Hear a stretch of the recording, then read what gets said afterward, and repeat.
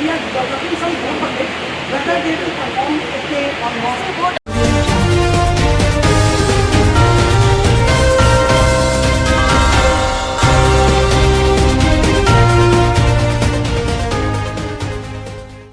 Plastic থেকে জ্বালানি, পাতা থেকে বিদ্যুৎ, আবর্জনা থেকে ইট, বর্জ্য ব্যবস্থাপনায় নতুন দিশা দেখাতে দুর্গাপুর সিএমইআরআইতে পুরমন্ত্রী অগ্নিমিত্রা পাল। শুক্রবার দুর্গাপুরে central mechanical engineering research institute বা সিএমইআরআই পরিদর্শন করেন রাজ্যের পুর ও নগর উন্নয়ন মন্ত্রী অগ্নিমিত্রা পাল। সেখানে বিজ্ঞানী ও গবেষকদের সঙ্গে কথা বলেন তিনি।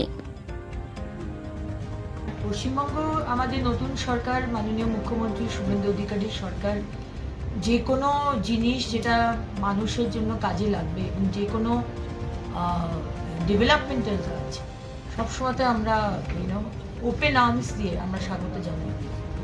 এবং কদিন আগে সিএমইআরআই থেকে ডিরেক্টর সাহেব আমাদের যোগাযোগ করেছিলেন, এখানকার সায়েন্টিস্টরা আমাদের যোগাযোগ করেছিলেন এবং তারা চাইছিলেন যে আমি এসে একবার তাদের কাজগুলো দেখি।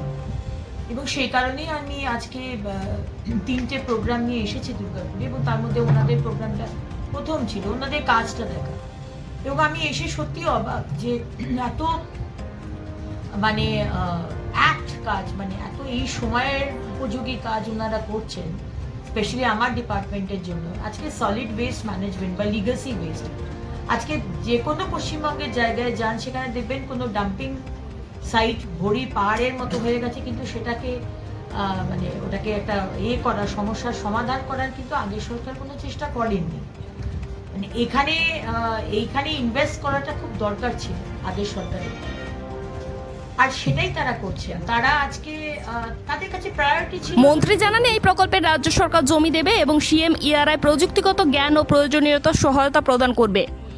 সেই প্রযুক্তি ভিত্তিতে পুরনো জমে থাকা বর্জ্য প্রক্রিয়াকরণের জন্য আধুনিক কেন্দ্র গড়ে তোলা হবে। তার দাবি, বর্জ্য আলাদা করে পুনর্ব্যবহারের মাধ্যমে পরিবেশ দূষণ কমানোর পাশাপাশি পুরসভাগুলির রাজস্ব আয়েরও নতুন সম্ভাবনা তৈরি হবে।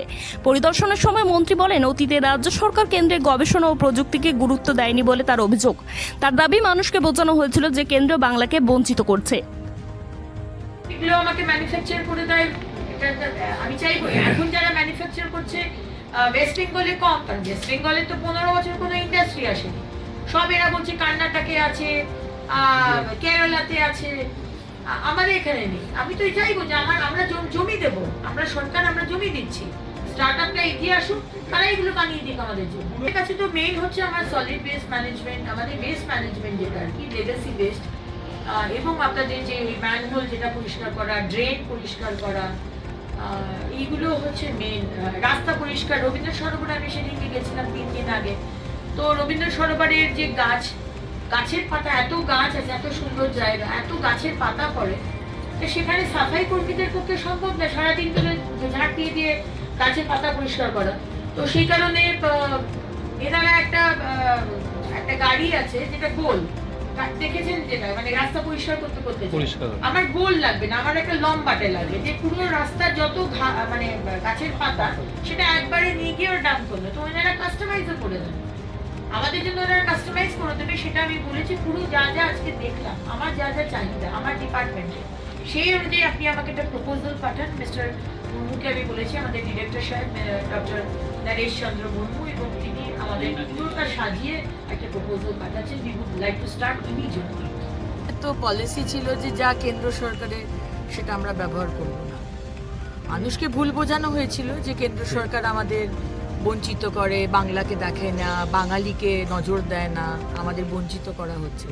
এবার আসলটা তো দেখতে পাচ্ছেন, ডবল ইঞ্জিনের সরকার কেন বলেছিলাম আনাটা দরকার, দেখতে পাচ্ছেন।